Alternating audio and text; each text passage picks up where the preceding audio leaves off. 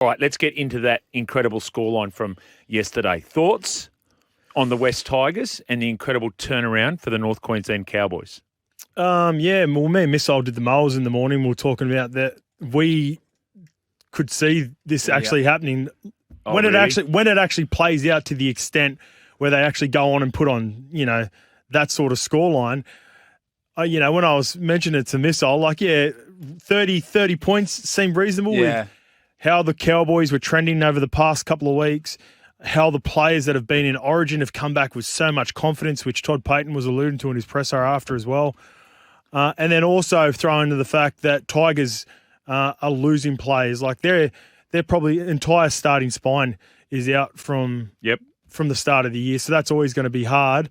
But what a performance. And then you could see, mate, I know there was a little bit of back and forth in the first 10 minutes, but you could see it coming straight away. Yeah, similar, Jimmy. The Tigers side isn't too bad outside their spine. Dream Buller, first year. Dane Laurie, probably not a 5'8". Brandon Wakeham, probably a reserve grader. Jake Sinkin was touted as a up-and-coming 9. Is he there yet? Not sure. But the problem for the West Tigers is a lot of those big names in the forward pack are still there, and they were getting absolutely rolled through. Utoi Kamanu, David Clemmer, Papali'i, John Bateman, Sean Bloor. That's not a bad... I'll tell you what, at the Bulldogs, I wouldn't mind that forward pack. Sure. We'd take that. Yep. So the fact that they just rolled through the middle of that forward pack, I think, is concerning. The Cowboys are one of those teams, when they get their backs up, they can do this. Scott Drinkwater had an absolute field day, had a field day. Valentine Holmes. Yeah, the State of Origin has just played this Cowboys team perfectly into form. Perfectly. Jeremiah Nenai. He was running for 30 metres a game to start the season. I think he was almost 250 metres last night. Yeah. Killing it. Yeah. Griffin Neame, I think, ran for nearly 200 metres too last night as well. It's extraordinary. Let us know, West Tigers fans, where you're at.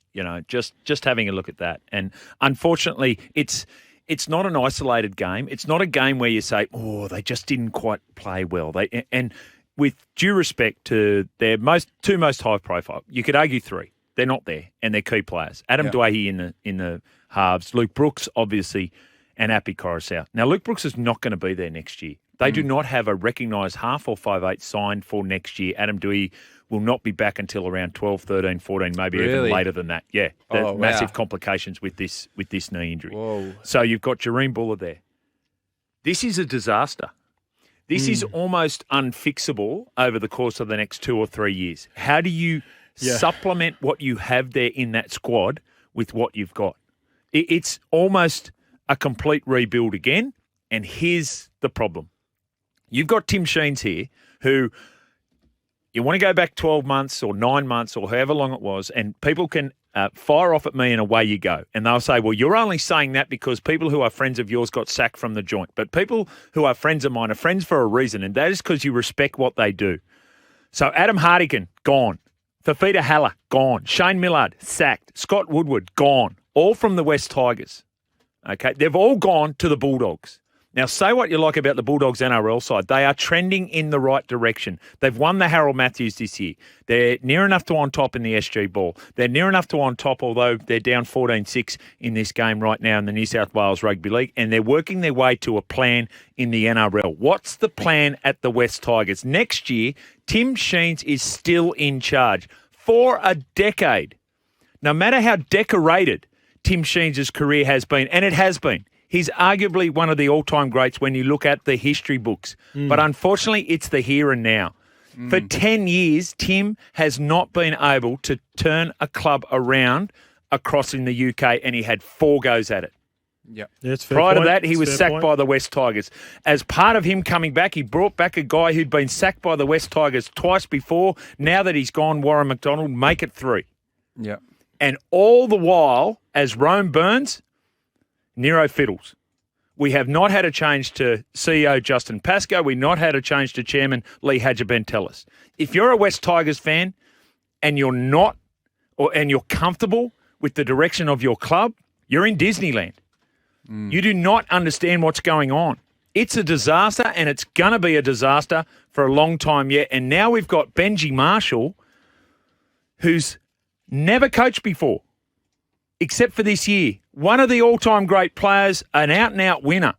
But now he, without having ever coached before, is going to have to come in and save the day. Good luck with that, Benji.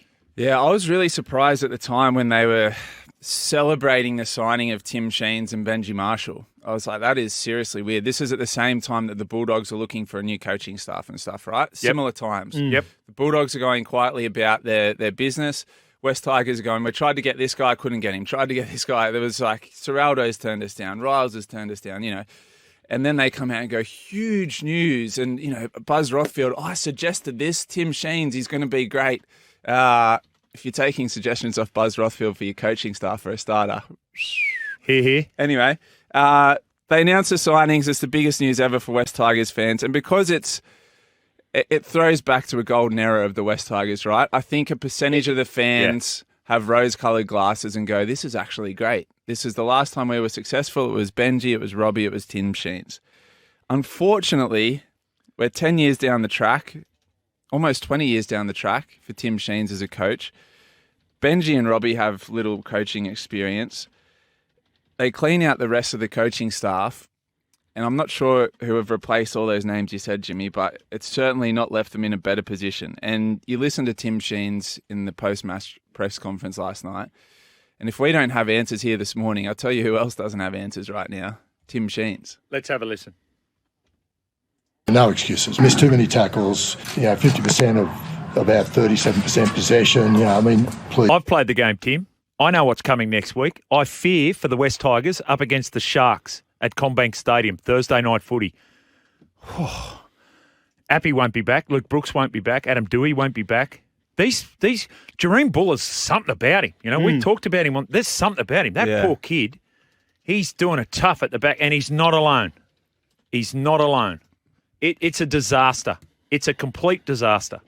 I can probably see a few more positives long term than what you guys have. Point them out, Scope. The fact, I'm even going to that presser now, Jimmy. The fact that Tim Sheens is wearing all the brunt of this over the next couple of years. And not Benji. Think about it. At the start of the year, right? They were 0-7 going into the bye, and Tim Sheens is cracking jokes like, hopefully we beat the bye this week, right? Benji hasn't had to deal with any of that at the moment. His focus, and mind you, it's probably not going to as planned on the field, but his focus is on the playing group, figuring out who he wants there long-term, figuring out which young kids he wants long-term, without all the pressure of dealing with the presser, with dealing with the CEO. Well, apparently you're not supposed, you assume he isn't, but there are rumblings that it is going around.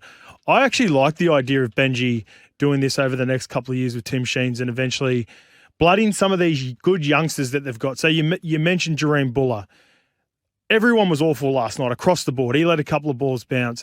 They've got big raps on this Talon De Silva, who's eventually going to come through. Yes. We were speaking to Noddy on the call a couple of weeks ago about some of the good under-16s, under-18s, kids that are probably a couple of years away. Yep.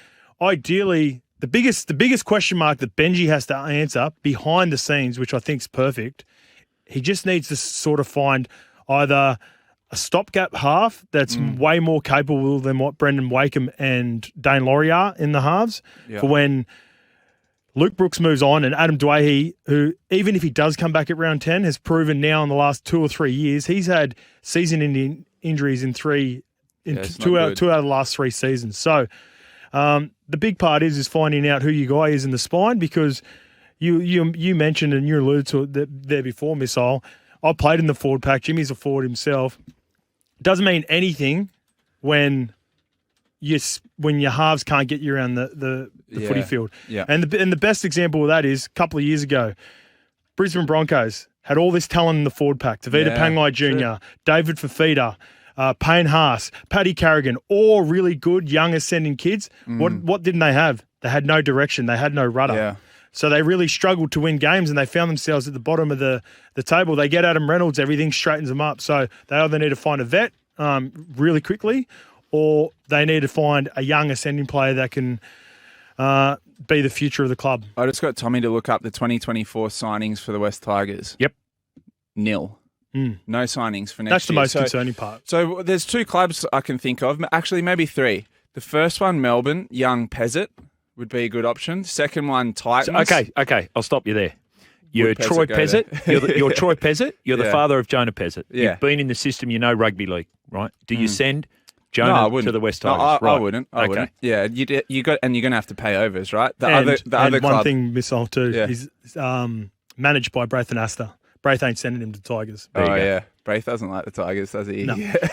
That's rumour and innuendo. But he would be the ideal candidate. Someone like that, a younger centre Yeah, half well, for sure. the other one, you look at the Titans. So if Ben Hunt goes there, Toby Sexton. Yep. We spoke about the other one. The third one is Manly, who now have, 7 halves on the books for next year. One of them. But So here's the other thing. You're holding off if you're Latu Fainu. Right? Latu Fainu is no this. way if you're Latu Fani, you go there. No way. What if your manager has a really good relationship with Scott Fulton, the newly employed? And Scott Fulton comes there with 0 signings, as Tommy and you've pointed out, and you go, okay, we brought you here as the recruitment manager. That wasn't agreed upon by Tim Sheens. He didn't know about it. Neither did Benji Marshall. But we just got you here because we thought that was a great idea. And we're going to get Schuster, but Benji didn't want Schuster. So Schuster re-signs with Manly. Yep. So Latu Fainu, that's him. He's on a lot of money next year. He's the guy that you're looking at what he's doing in the New South Wales Rugby League and you're like, okay, this could be it. Now you go, okay, if we guarantee that he's going there, my God, you're paying him a lot of money. Yeah, a lot you of have money. to. There needs to be a payoff. And that's going to put, and if he doesn't come through, that's put your salary cap under all sorts of pressure. 1300 01 1170. Get us on the text line 0457 736 736.